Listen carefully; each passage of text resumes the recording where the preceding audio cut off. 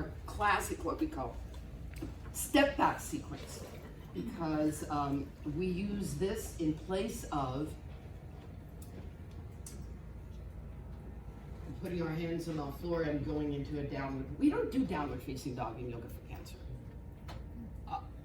How is it yoga if you don't do downward facing dog? This isn't right, no. Tari's going to be able to get perfectly to any standing pose from this, but it starts with using also not a forward bend, okay? Lots of reasons why we don't forward bend, and most of it has to do with bone loss.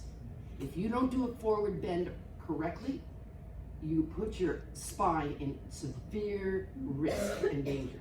So we always get to our standing poses, get to the floor, by using the nose behind the heart theory, okay? So Tari is going to inhale her arms up, and she's going to exhale, bring her hands onto her blocks. And she sticks her booty out, but guess what? Her nose is definitely either in line with or behind her heart, all right? And she's perfectly stable. And she's next inhale, she is going to take her right leg back. On an exhale, she's going to contract and bring that right knee to the floor. On an inhale, she's going to sweep her arms up, sun salutation.